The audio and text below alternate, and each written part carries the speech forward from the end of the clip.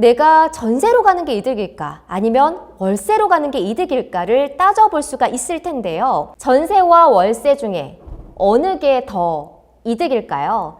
저라면요, 월세로 갈 것 같아요.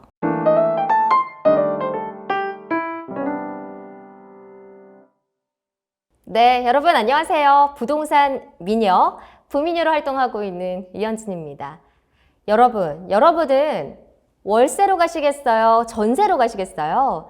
전세와 월세 중에 어느 게 더 이득일까요? 저라면요, 월세로 갈 것 같아요. 직장에 다니시는 2030 직장인 분들 어딘가는 살고 계실 텐데요. 전세냐 월세 중에 어디로 갈지 고민하시는 분들 있을 것 같아요.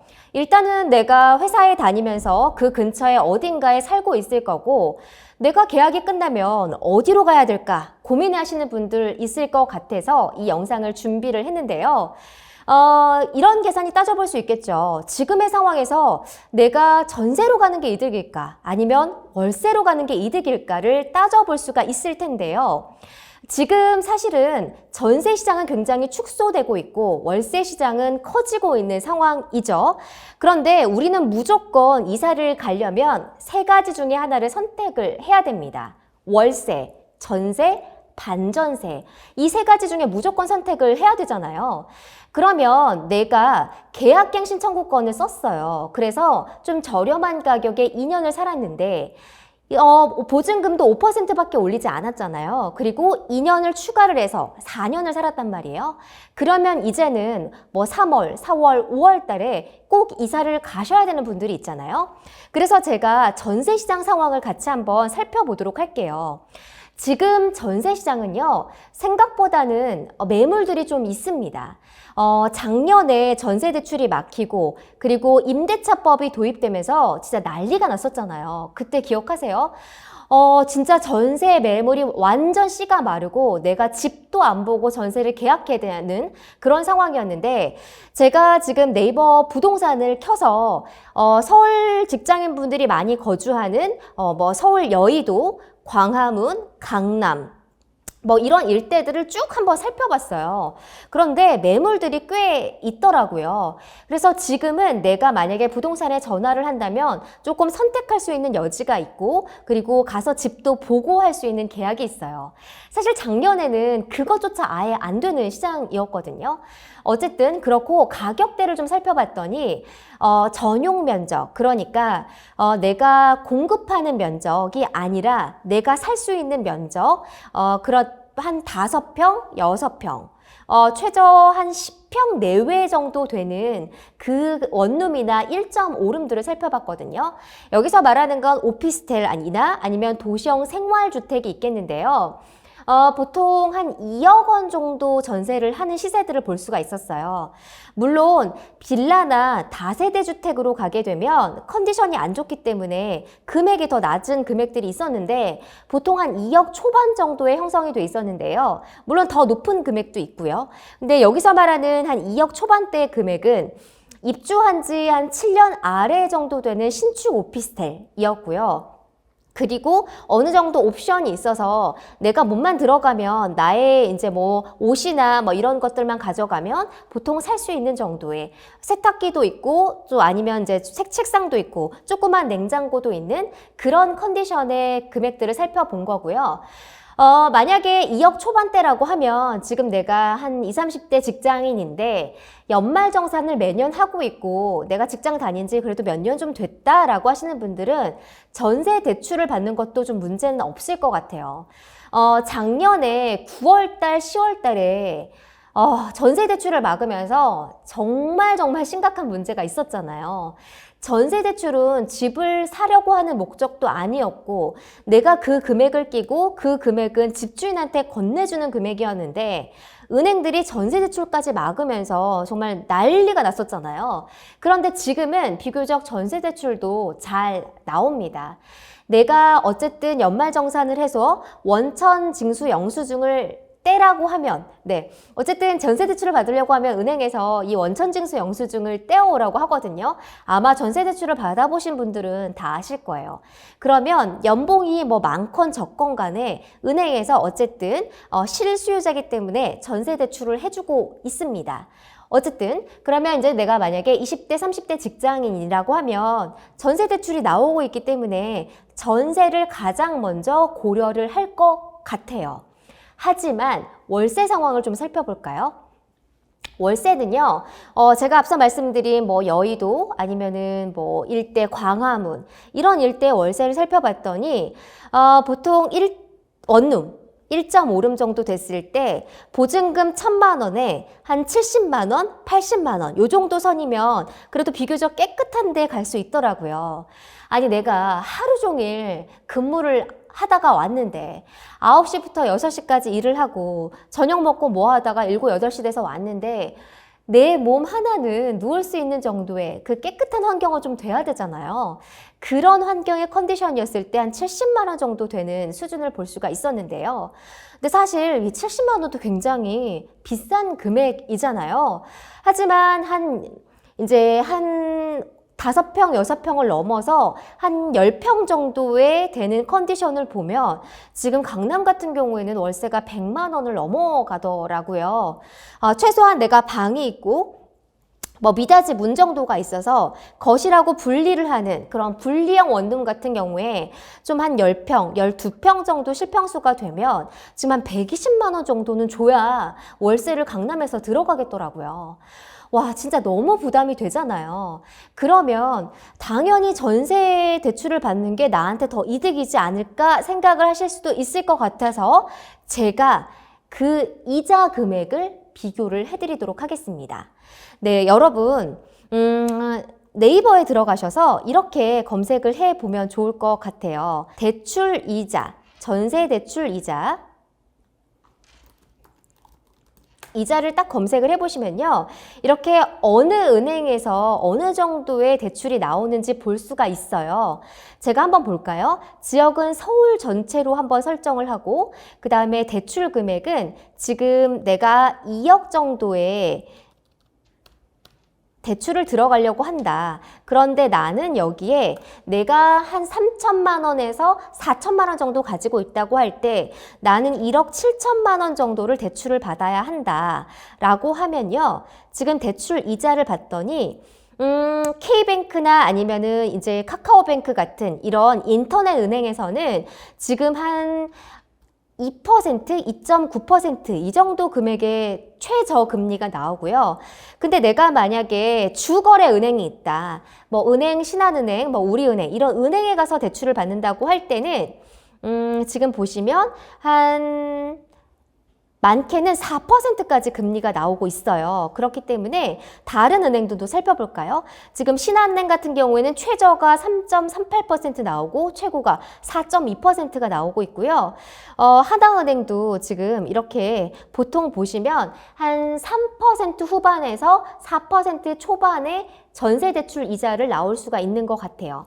자, 이번에는요. 그러면 금리를 살펴봤으니까 대출 이자를 한번 살펴볼까요? 그러면 대출 이자 계산기라고 치면은 계산을 할 수가 있거든요. 지금 보통은 이거는 주택담보대출 이자 계산기로 세팅이 되어 있는데 전세를 어떻게 하는지 살펴볼게요. 1억 7천만 원이라는 금액을 여기다가 치고 개월수는 1개월로 계산을 하는 거예요.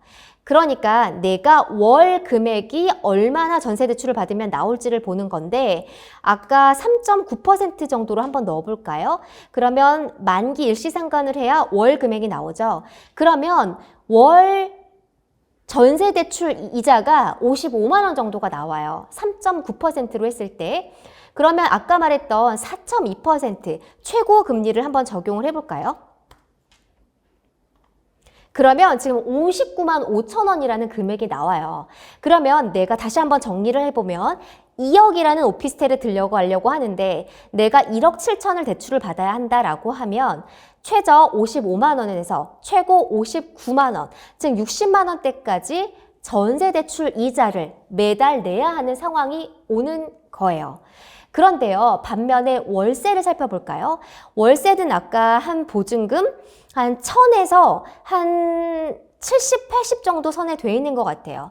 제가 마찬가지로 월세도 여의도, 목동 일대를 다 둘러봤더니 보통 보증금 1,000에 70, 80 이 정도가 기본적인 상황인데, 그러면 전세대출 이자와 월세 금액을 비교했을 때 여러분 10만 원, 20만 원밖에 차이가 나지 않아요.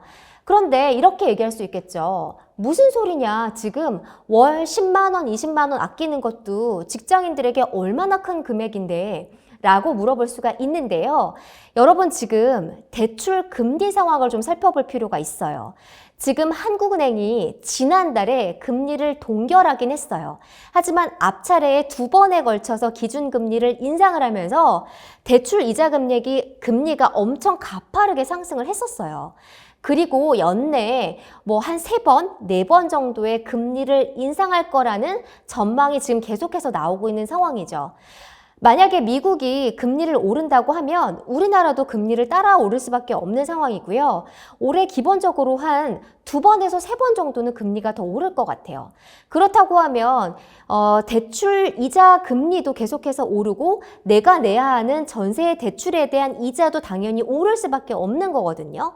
그러면 4%, 5%에 가면 60만 원을 월 더 내고 있는 거예요. 그러면 월세랑 더 차이가 없어지는 거라고 할 수가 있어요. 그래서 여러분 제가 전세보다는 저라면 지금의 같은 상황에서는 월세로 가겠다는 거예요. 지금 사실 이제 임대차 시장이라고 하면 보통 우리가 전세, 월세 시장을 말을 하거든요. 그러면 지금 전세에 대한 비중은 이렇게 작아지고 있고요. 월세 비중은 이렇게 올라가고 있어요. 이런 현상이 왜 발생하냐면 세입자들도 결국에는 전세 대출에 대한 이자와 월세에 대한 금액이 별로 차이가 나지 않기 때문에 이제 월세로 갈아타려는 움직임을 보이고 있고요. 실제로 집주인들도 전세보다는 월세를 훨씬 더 선호하는 상황이에요. 왜냐면 집주인의 입장에서는 전세 주는 것보다 내가 좀 금액이 좀 여유가 있으면 월세를 주면 훨씬 더 많은 금액을 매달 받을 수 있는 거고요. 그리고 집주인들의 지금 보유세에 대한 부담이 굉장히 많이 올라갔잖아요. 그러면 월세를 받아서라도 내가 그 세금을 내는 금액을 충당을 하고 싶은 거예요. 그렇기 때문에 어떤 이런 상황이 맞아떨어져서 지금 전세 월세화가 완전 빠르게 가속화가 되고 있습니다. 우리나라 시장에서 전세라는 아주 특이한 제도가 있죠. 근데 이 전세 시장은 없어지진 않을 것 같아요. 하지만 분명한 건 이 전세의 월세화 현상은 너무나도 빨라질 거라는 생각이 저는 들거든요. 그렇기 때문에 저는 당연히 월세가 요즘 상황에서는 더 이득이다라는 말씀을 드리고 싶고요. 그리고 정말 중요한 포인트가 있어요. 어쨌든 내가 전세 금액을 한 곳에 묶어두지 말아야 한다는 거예요. 전세 금액에 대한 그 금액은 시드는 내가 가지고 있는 엄청 소중한 자산이잖아요. 그런데 그거를 전세에 묶어두면 내가 그 금액을 다른 데 쓸 수가 없는 상황인 거예요. 내가 가지고 있는 시드, 이 자산은 한정적인데 이걸 묶어두면 내가 다른 거를 통해서 불릴 수 있는 재테크를 못하는 거잖아요. 여러분, 그렇다고 해서 제가 그 시드를 가지고 전세를 받지 못하고 월세로 옮겼을 때 그 금액 가지고 내가 주식이나 코인에 투자하라는 얘기는 아니에요. 우리가 재테크의 방법 중에 코인도 있고 주식도 있고 부동산이라는 게 있는 거지 그걸 꼭 뭘 하라는 얘기는 아닙니다.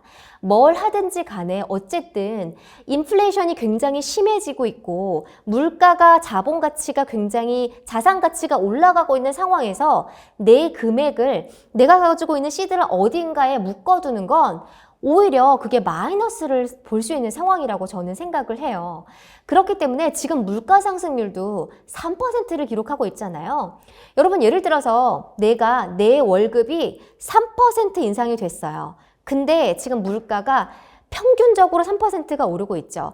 실제로 뭐 커피값도 7% 올랐고 소주 요즘에 진짜 소주 값이 거의 5,000원, 7,000원 한다고 하잖아요. 아니, 소주 한 병에 7천인 세상에서 내가 가지고 있는 재산을 전세 자금에 묶어준다라고 하는 건 전 오히려 바람직하지 않은 것 같고요. 왜냐하면 이 시드는 나에게 레버리지를 일으킬 수 있는 아주 소중한 자산이거든요. 이렇게 생각해 볼 수 있을 것 같아요. 그러면 내가 이걸로 어떤 재테크를 할 수 있을까에 대해서 깊이 고민을 해보시라는 거예요. 사실 2030 세대들이 지금의 상황에서는, 지금의 시대를 살아가기 위해서는 저는 무조건 재테크를 해야 된다고 생각을 해요. 기본적으로 어느 정도 시드를 모으기 전까지는 막 저축하고 모으고 해서 어떻게든지 이 금액을 마련해야겠지만, 어느 정도 금액을 모으게 되면 무조건 이제 재테크를 해서 이 돈을 불리는 방법을 연구를 해야 됩니다. 예전처럼 돈을 묶어둬서 이 자산이 계속 쌓이는 구조는 전 지났다고 생각을 해요. 그래서 리스크가 좀 적더라도, 그런 방법의 재테크를 선택을 하더라도 재테크를 해야 됩니다. 근데 이러신 분들이 있어요. 나는 재테크를 하긴 하는데 리스크 있는 걸 정말 싫어한다 라고 하면 그 리스크가 적은 방법을 생각을 하는 거예요. 예를 들어서요, 코인은 굉장히 리스크가 많은 투자 방법이잖아요. 그럼 코인보다는 주식이 조금 더 안전하죠. 근데 사실 주식도 리스크가 아예 없다고는 할 수가 없어요. 그럼 재테크를 하려면 사실 리스크가 0인 건 없는 거예요.